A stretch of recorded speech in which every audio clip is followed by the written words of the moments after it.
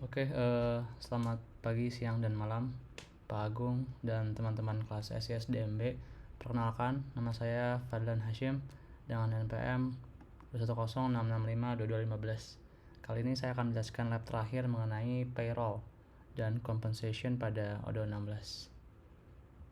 Oke, jadi kenapa kita mempelajari payroll dan compensation? Ini tujuannya adalah untuk mencatat tunjangan, potongan, serta pajak yang relevan sehingga semua aspek kompensasi dan payroll itu dapat dikelola dengan baik secara akurat dan transparan oleh perusahaan. Oke, jadi persiapan di sini sebelum memulai kita seperti biasa melakukan duplikat database. Namun saya di sini menggunakan database expense.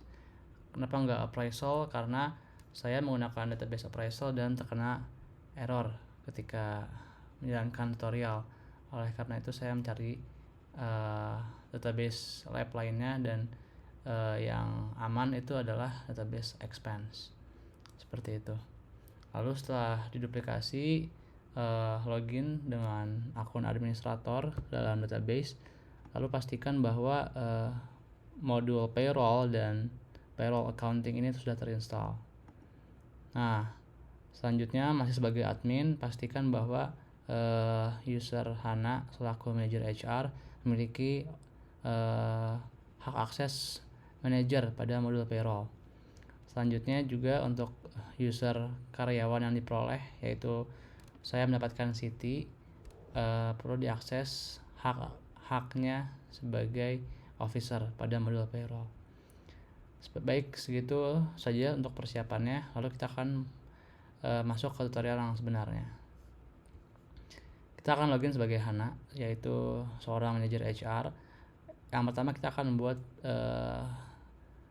salary role categories. Nah, di sini kita perlu masuk ke modul payroll, lalu mengakses menu configuration. Nanti ada pilihan salary role categories. Tapi pastikan bahwa telah mengaktifkan ini ya, developer mode-nya. Nanti untuk menambahkannya kita cukup tekan tombol new.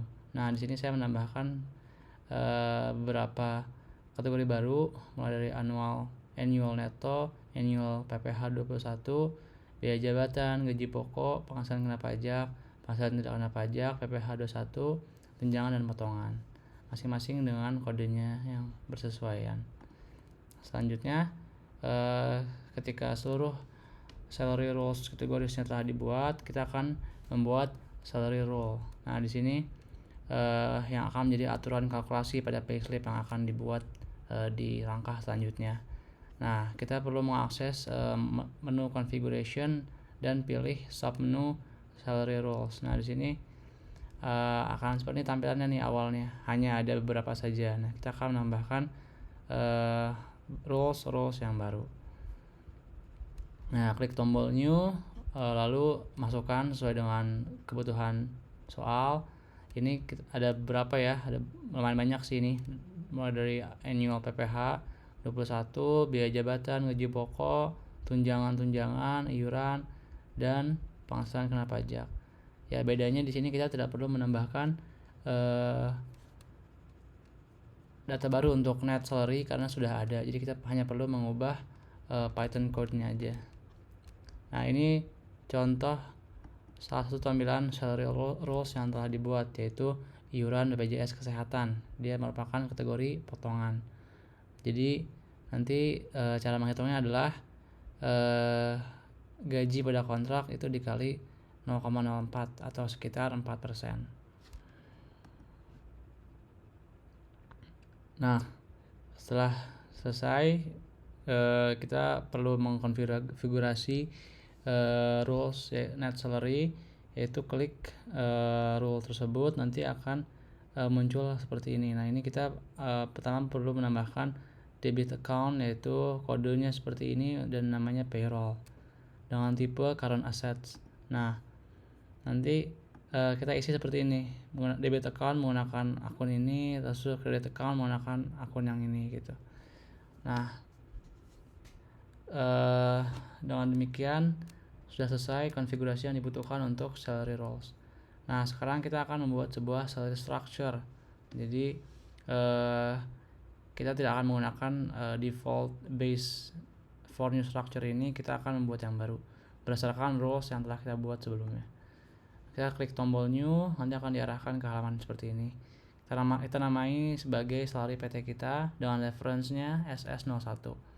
Nah, tidak sampai situ saja, kita akan menambahkan roles-nya, yaitu tekan add a line, nanti pilih semua salary role yang telah kita buat sebelumnya. Nanti hasilnya akan jadi seperti ini. Nah, jika sudah, kita akan membuat kontrak pada employee sebagai kebutuhan field yang ada pada payslip. Nah, untuk membuat kontrak baru, kita beralih ke submenu kontrak pada modul employees. Nanti seperti ini tampilannya. Klik, nah, cari user yang kita dapatkan, yaitu di sini adalah Siti. Maka ya, ini defaultnya saya sudah ada kontrak ya, karena ini sudah digunakan di lab sebelumnya mengenai kontrak. Jadi ini perlu saya selesaikan dulu kontraknya, di expired statusnya, lalu di archive juga bisa. Nanti kenapa gitu, karena sistem hanya memperbolehkan satu kontrak saja yang aktif bagi satu karyawan gitu. Nah, jika sudah, maka seperti ini, lalu kita buat kontrak yang baru. Nah, di sini juga kita membutuhkan salary journal payroll ya. Jadi kita tambahkan dulu ini untuk field salary journal dengan profit account sekian, loss account sekian, shortcode-nya PL dan currency-nya IDR.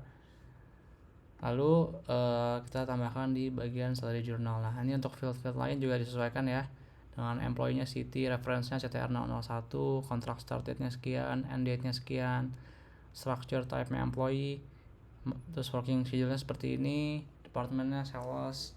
Nah, pastikan juga ini salary structure-nya PT kita ya, yang telah kita buat sebelumnya. Contract type-nya employee, dan HR yang responsible-nya adalah Hana. Nah, jika sudah, klik tombol running. Nah, nanti hasilnya akan jadi seperti ini. Sudah aktif ya statusnya. Nah, itu sebenarnya masih belum bagian utama dari tutorialnya. Nah, ini baru bagian yang utamanya nih. Jadi masih sebagai Hana, kita ke menu payroll dan masuk ke employee payslips. Nah, nanti kita bikin new untuk membuat payslip baru. Nah, pilih user yang didapat ya, yaitu Siti. Lalu isi fieldnya sesuai dengan kebutuhan. Nah, di sini misalnya periodenya untuk bulan November nih. Terus kontraknya itu CTR 001, referensinya SLIP 14, dan structure itu salary PT kita. Nah, kita tambahkan work days-nya itu sebanyak 21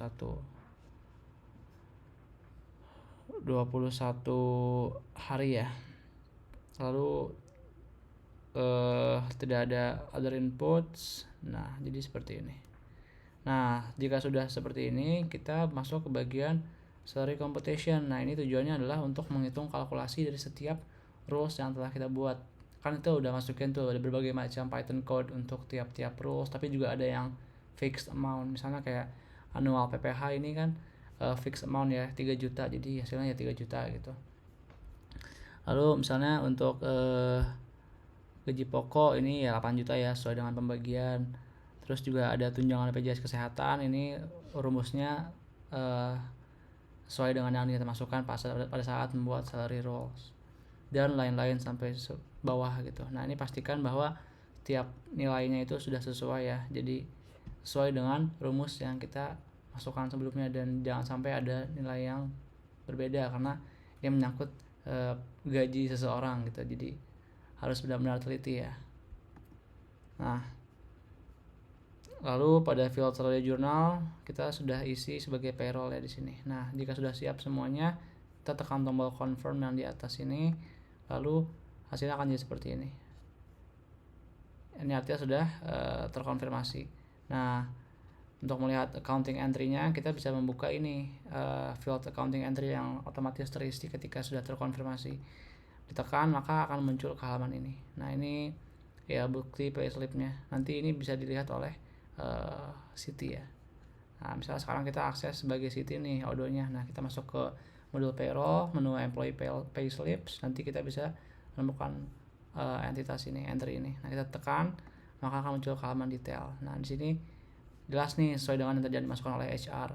Berapa hari kerja, terus periode apa. Nah, juga bisa dicek ntar salary computation-nya. Jadi transparan lah. Jadi karyawan tahu kenapa dapat angka-angka sekian itu berdasarkan apa-apa aja gitu. Jadi jadi lebih transparan seperti itu. Ya, kurang lebih seperti itu untuk tutorialnya. Kita masuk ke bagian pertanyaan ya. Jadi jelaskan mengenai PPh 21 dan bagaimana cara menghitungnya. Nah, PPh 21 ini merupakan pajak penghasilan yang dikenakan kepada individu yang memiliki income berupa gaji, upah, tunjangan, dan lain-lain. Nah, pajak ini tuh otomatis dipotong oleh pihak memberi kerja atau perusahaan ya, dan langsung disetor kepada negara. Nah, PPh 21 ini merupakan salah satu sumber masukan negara dan wajib ya hukumnya. Tidak boleh tidak gitu. Nah, cara menghitungnya adalah pertama hitung dulu penghasilan bruto, yaitu gaji pokok tambah tunjangan tambah bonus. Nah, nanti kita hitung potongan, yaitu tiap berbagai iuran yang ada gitu. Misalnya iuran BPJS, iuran ada banyak iuran nih kalau di sini. Iuran JKK, iuran JKM, iuran JHT, jaminan hari tua gitu. Dijumlahkan, lalu kita dapat menghitung PKP, penghasilan kena pajak, yaitu penghasilan bruto dikurangin potongan dikurangin PTKP, yaitu penghasilan tidak kena pajak. Nah, nanti hasilnya kita bisa mengkalikan antara PKP dengan tarif pajak. Nah, itu adalah hasil akhir dari PPh 21-nya. Oke, lanjut kita masuk ke ini yang kedua, perbedaan antara JHT dan JP. Nah, sebenarnya bedanya pertama dari artinya dulu sih. Artinya JHT itu adalah jaminan hari tua dan JP itu adalah jaminan pensiun. Nah, tentu berbeda persentase tunjangan dan iurannya dari kedua jaminan ini, karena JHT biasanya itu lebih besar daripada JP karena JHT bersifat sekali bayar gitu ketika karyawan telah memasuki masa pensiun. Nah, sedangkan JP ini adalah program perlindungan yang diselenggarakan untuk mempertahankan derajat kehidupan yang layak ketika peserta kerja itu kehilangan atau berkurang penghasilan karena masuk ke usia pensiun atau mengalami cacat total tetap. Nah, jadi JP ini sifatnya berkelanjutan ya. Nah, jadi dibikin lebih rendah tunjangan dan iurannya supaya tidak memberatkan pihak-pihak, baik pihak pekerja maupun pihak pemberi kerja, supaya dapat terus menyalurkan manfaat programnya tanpa perlu memberatkan mereka gitu. Jadi karena bersifat kontinu, jadi umumnya akan lebih rendah seperti itu. Beda dengan JHT yang sekali bayar, itu makanya lebih besar biasanya tunjangan dan iurannya. Lalu yang ketiga ini ada eksplorasi simulasi ketika HR ingin melakukan bulk import kontrak. Nah, jadi pertama pastikan dulu telah memiliki template-nya ya, seperti ini misalnya ada field contract reference, employee start date, end date, salary structure type, working schedule, contract type, HR responsible, wage, dan status. Nanti ini saya import, download sebagai XLX ini di sini. Ketika sudah, maka dapat masuk ke link berikut. Nah, di sini nanti kita bisa melakukan upload file. Nanti kita upload filenya yang tadi dan bisa kita tes dulu nih. Nah, ketika udah everything seems valid, tekan import. Nanti hasilnya akan terimpor seperti ini. Jadi ini karena template, jadi data cuma 3 aja ya untuk contoh. Tapi kalau misalnya mau banyak juga itu masih bisa. Gitu. Ya. Ya mungkin sekian untuk penjelasannya. Dan terasa sudah 10 lab kita mengerjakan dan semoga bisa memberikan manfaat bagi yang menonton, dan mohon feedbacknya jika terdapat hal yang dapat diimprove ke depannya. Terima kasih dan selamat pagi, siang, dan malam.